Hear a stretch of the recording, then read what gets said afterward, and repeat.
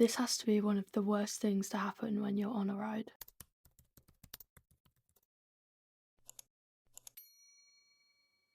Hi guys, this is Flick from the future. I realised when editing this that I didn't actually make an intro for you all, so I just thought I'd add one in really quick for anyone new and just to say hello to everyone. Hi, I'm Miss Ryder. This is my channel. On here we talk about motorbikes mainly. Sometimes I talk about some other stuff if I come up with something I want to talk about, but it's mostly motorbikes. If you're new here, then welcome. And if you're not, then welcome back. Thank you for coming back to watch another video. Let's get on with the video. So today we are going to talk about some things that can happen on the bike that some people might need to know about that they might not know about. I had a lot of motorbike friends, and one of the worst things is when you don't go out on a ride and then something happens when you decide to not go out on the ride. I think it was in the stage between when I had my 125 and when I moved up to my 650, and my friends all went out on a ride, and I just got a message to say that one of them had crashed and that they think his foot was broken. And I was like, because I swear it always happens when I'm not there, and because all of my friends had lived quite a while away, I couldn't even get a lift to go and check that he was okay. He is okay. He broke his foot. His foot got run over by a car. So he did absolutely kill his foot, but he's back on a bike now, so he is okay. But that leads into the next bit that we're going to talk about. You really need to... This keeps shaking so much. Maybe I should not lean on the table. So one of the things you need to know when you get a bike is the type of people that you want to be around, because we had a group of us that all knew each other well, all knew how we all ride and just knew how to ride safely with each other. And then on this ride, I didn't go on. I think there was 2 or 3 bikers that they'd never ridden with before. And the reason that my friend crashed is because he was lane splitting. This woman in a car up ahead was indicating, so he slowed down to make sure that she didn't hit him, because obviously when you're lane splitting, a lot of people don't see you. So she was indicating and he didn't know what she was going to do, so he slowed down, and the rider that they'd never ridden with before just went straight into the back of him. He came off and his foot went under the car to his left, I think. I can't remember, but his foot went under one of the cars, and you can see it because somebody had dash cam. I don't know if it was another biker or if it was a car, but someone had dash cam and you could see the car go over his foot. So definitely pick who you actually want to ride with and who you might not want to ride with. You can usually tell what type of rider they're going to be by gauging what their energy is like about riding, because if they are one of those people that always want to go fast, always looking to overtake, go lane splitting at 60 miles an hour. Those are the types of people that cause crashes for other bikers, because he was fine. He barely... I think his bike was written off, which honestly I think is karma, but he was fine. He didn't get injured. And my friend's bike was not written off. His bike was okay, but he broke his foot because it went under a car. So even that was even with all of his gear on. He always wears his gear. He's a very safe rider. He's possibly one of the safest riders I've ever ridden with, I think. And he had his gear. He always does his checks, does everything to make sure that he doesn't crash, and then he crashed because of someone else's mistakes. And the really annoying thing is that it was his first ride back after not being able to ride for ages because he broke his hand or his finger. I can't remember which one. Not in a motorbike crash. He didn't break his hand in a motorbike crash, but he just recovered from that. And then the first ride back, this guy rear-ended him and he broke his foot, so he was off the bike again for ages. But one of the, I think maybe, I don't know if it's a pro, but he might agree with me on this. One of the good things that came out of this is that he got a nice new bike, a very nice new bike. He had a Yamaha XSR 900 before, and when he was riding with all of our friends that had bigger CC bikes, going down like dual carriageways and going fast was obviously horrendous on an XSR because it's a naked bike. So he wanted to get a sports bike, but hadn't really thought about it that much. But because he got in that crash and he had to give his bike to the insurance, and you can obviously either decide to take your bike back if it's able to be taken back, or you can get a payout for the bike. And he decided to get the payout and then bought a GSXR 750 in full black, which is absolutely beautiful. I absolutely love that bike. It's so nice. So yeah, Suzuki's for the win. It's me, him, and another one of our friends who's got a GSXR. Why did I say it like that? GXR 600.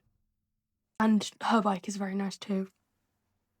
So if you're wondering what bike I'll probably be getting next, it'll probably be one of those. Although I do really like the... Why does this keep shaking?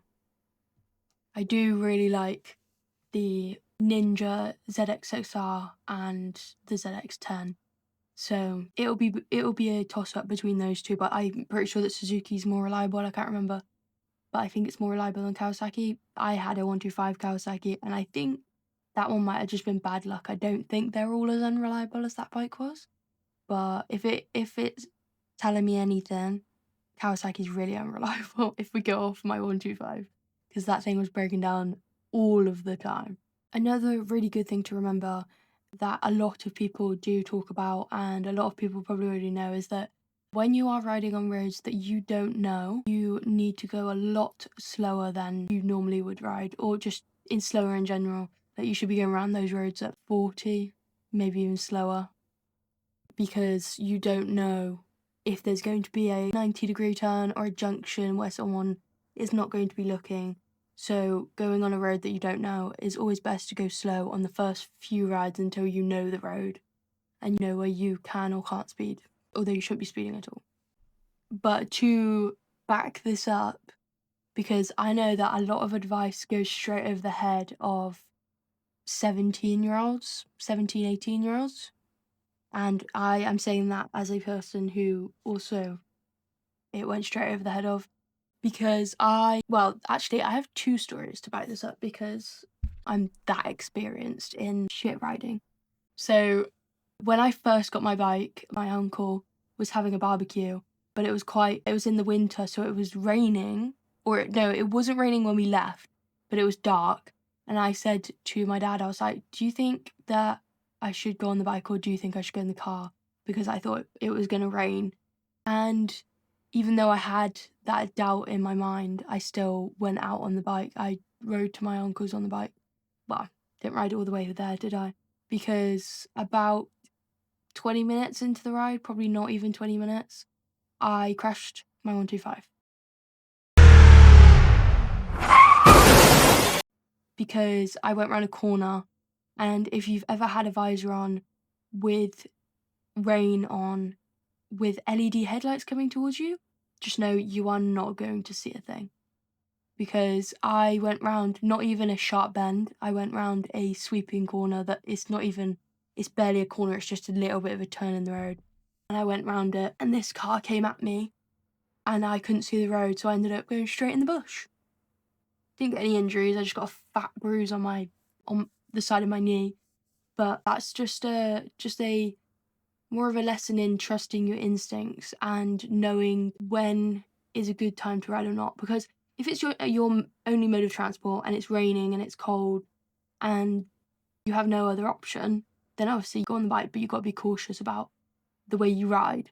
But if it's when I'm going to my uncle's for a barbecue and my dad is in the car, then I did not need to go on the bike, especially when I was doubting whether it would be a good idea. So that is something to always keep in mind, especially younger people on bikes, because I know a lot of advice goes over the head of young people because, well, most people's mindsets are the same about car crashes or bike crashes, that they think it won't happen to them, but it will if you are not careful. So respect your bike, respect the road, and respect your limits, because it's not worth you losing your life over just because you decided to push yourself when you didn't need to. So I crashed it. I was fine. I was really angry, funnily enough. I don't think I've ever been that angry in my life because I was angry at myself because I broke my bike. I only broke the brake lever, I think, front brake lever. It bent all the way. It's obviously supposed to be in front of the handlebar. It bent all the way up, so it was facing up. It was facing like that, but my dad managed to just unscrew it and push it back down, and it was fine. Obviously, I couldn't ride it back because the lever was in the wrong place, and I didn't know if I had any other injuries. Plus, I thought I did something to my knee because obviously I had a bit of swelling and a big fat bruise, so I didn't want to ride it anyway. But I couldn't have even if I wanted to. So I went to my uncle's for the barbecue in my dad's car, and I picked the bike up on the way back in my uncle's van. There's a really funny story in this story. So basically, I was following my dad to my uncle's, and obviously I crashed and I rang my sister because my dad was driving. So I rang my sister because she was in the passenger seat, and I was ringing her and she wasn't picking up. And then a car drove past and he rolled his window down and he was like, "Are you okay?" And I was like, "Oh, I've crashed." And he couldn't hear me. So I said, "I've crashed." And he still couldn't hear me. And then as my sister went to pick up the phone, I went, "I've crashed," and shouted down the phone. So I probably made her shit her pants because I screamed it down the phone. And then this guy got out of his car and he helped me pick my bike up because I was actually stuck under it because it was like a grass ditch and I fell in the ditch and my bike fell on top of me. So this guy got out of his car, lifted my bike up, and before he could even say thank you, he got back in his car and left. So thank you to that guy, whoever you were, because I would not have been able to get that off me on my own. So just don't do what I did. Learn from my mistakes. And another story which tells you to learn the roads before you speed is I was on my way home from a ride with a group of friends, and we were going down these country lanes and I was riding a bit faster than I should have been. And then we went around a corner and it wasn't a tight corner, but ahead there was a dirt track and I couldn't figure out whether the dirt track was the rest of the road or if it curved round. So instead of slowing down and choosing a road, I just went straight down the middle into the bush. And the funny thing is, I always laugh about this because the funny thing is I kept my bike up. I didn't go fully into the bush. I managed to stop it before it hit a fence which was behind the bush. But the funny thing is I managed to not drop it at all until the bike was fully stopped, and then I dropped it for some reason. And I scared the shit out of my friend because I went round the corner and I went, "Oh shit." And he almost crashed as well. I went forwards into the middle and he came up right beside me, and he went a little bit more up the grass verge than I did. So if you want to learn from that mistake, that one is definitely a good one to learn from. Always learn the road, go slow on your first few rides, especially if you've got friends with you, because if you crash in the same way that I did, you could cause your friends to crash, which is a very big incentive, I think, especially for younger people who don't want to listen to anyone's advice and think that they are a pro rider. You need to think about your friends and for one, how you would want them to ride, how safe you would want them to be, and maybe just always ride with the idea that you have someone following you behind you on a bike, because if they're following you and you're going a million miles over the speed limit down a road you don't even know, and they're following you doing the same thing, and you crash, they are also going to crash. So if you ride with the idea that there's always going to be one of your very good friends behind you that you don't want getting hurt, then you are much less likely to ride dangerously. So I don't know if anybody needed to hear this, but I wanted to make this video because it just popped into my head about the different things that people need to know and just try and get it across to younger people. Because I get it. When you first get a bike, it is really exciting. When I got my 125, I think even when I had my 50cc moped, I was out on that thing every single night, especially when I made friends with bikes, who had bikes. I was out literally every single day that I wasn't at college. And when it hit some holidays, I was out every day. So I understand how exciting a new bike is, but that doesn't mean that you need to ride dangerously. You can ride you could still have fun and you don't need to be going a million miles an hour. There's plenty of people that I know that have got into a dangerous situation because they've pushed themselves past their limits in the first place, including me.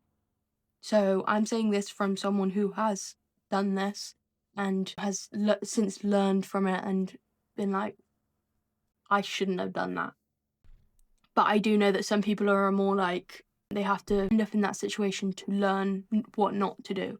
But hopefully this video will prevent someone from having to learn firsthand, because obviously you don't want that to happen. And obviously we all love our bikes. And if you ride past your limit, ride past the bike's limit, you could end up destroying your bike. And if you think of it in the way that I said, with the idea that you have someone you love behind you on either on your own bike as a pillion or behind you following you, then you know that you need to be safer because you want them to be safer. So I hope this helps, and if you liked what I said today, then comment down below and let me know, and I can make more videos like this. That is it for today. Remember to like and subscribe, and thank you for watching. Let me know any more content ideas that you might want, or just some things that about bikes that you would like to know. I'd be happy to answer as many questions as I can. But I am not a professional in any way, so if you're wanting to do research or find out stuff about bikes, I can give you what I know, but that is also not me saying that I am a pro in any sort of way. So take my advice with a pinch of salt. Do your own research and do it thoroughly. So anyways, that's all for today. Thank you for watching, and I hope to see you again soon. Bye!